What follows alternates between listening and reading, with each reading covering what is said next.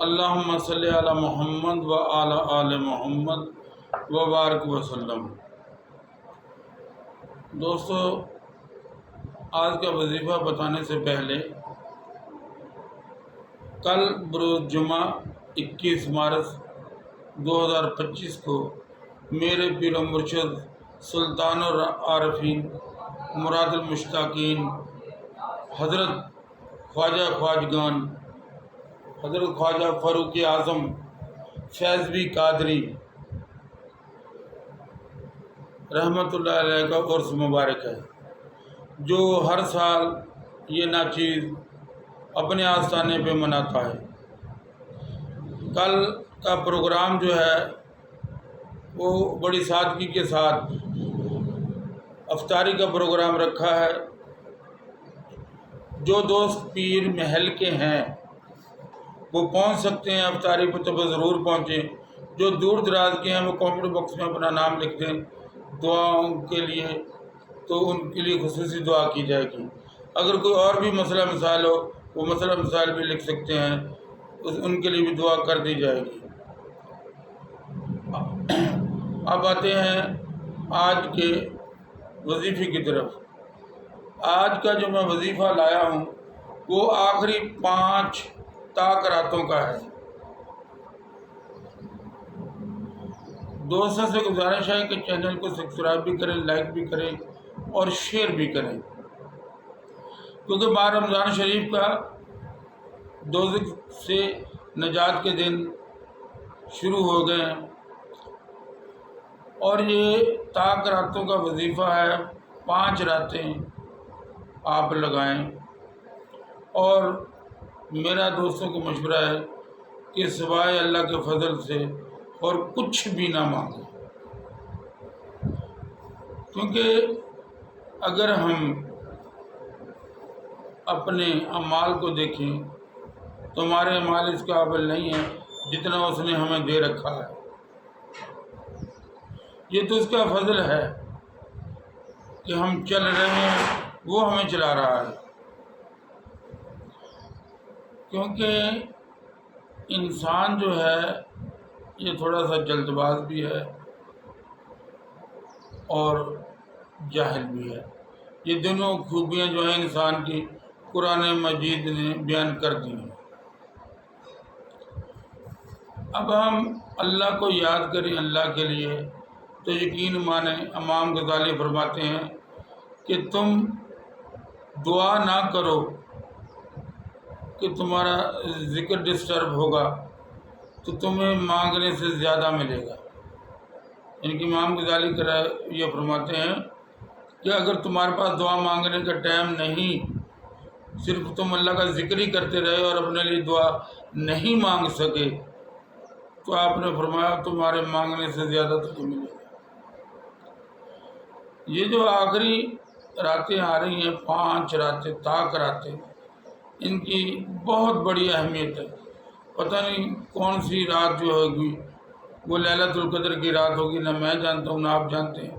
27 تو میں نے اور آپ نے بنا رکھی ہے، لیکن جو میرے نبی کی زبان مبارک سے ارشاد ہوا وہ ہے آخری 5 راتیں طاق راتیں۔ اب ہم ان 5 راتوں میں جتنی ہو سکتا ہے اتنی عبادت کریں۔ ویسے تو یہ بہت بہتر ہوگا یا آپ 10 کی 10 راتیں یہ وظیفہ کر لیں۔ وظیفہ انتہائی آسان ہے، اتنا مشکل نہیں ہے۔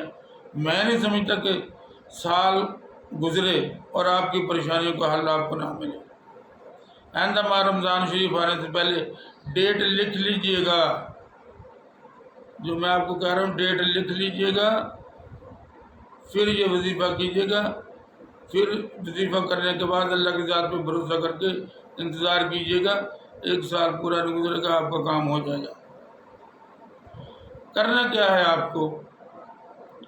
آپ ویسے زیادہ سے زیادہ قرآن مجید کی تلاوت کریں، نوافل پڑھیں، اس کے ساتھ ساتھ میں ویسے تو یہ 5 راتوں کا میں آپ کو بتا رہا ہوں، اگر ہر روز بھی کر لے کوئی مومن تو یہ بہت بڑی بات ہے۔ کرنا یہ ہے 313 مرتبہ جو بھی آپ کو درود شریف آتا ہے آپ اس درود شریف کو تلاوت کریں۔ اس کے بعد 313 مرتبہ ہی آپ آیت کریمہ پڑھیں۔ اس کے بعد آگے باری 2100 مرتبہ آپ نے تیسرا کلمہ وہ تلاوت کرنا ہے۔ اب یہ کوئی اتنا لمبا چوڑا کھاتا نہیں ہے، کیونکہ جب آپ نے اپنے آپ کو مخصوص کر لیا عبادت کے لیے تو پھر 2100 مرتبہ تیسرے کلمے کا ورد شریف کوئی زیادہ ہے ہی نہیں۔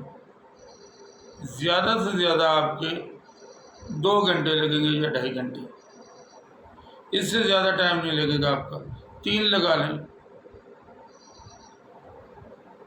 یہ جتنا بھی میں آپ کو پروسیجر بتا رہا ہوں، یہ اگر آپ رات کو 11 بجے شروع کرتے ہیں، 10 بجے شروع کرتے ہیں تو 2 بجے تک فارغ ہو سکتے ہیں۔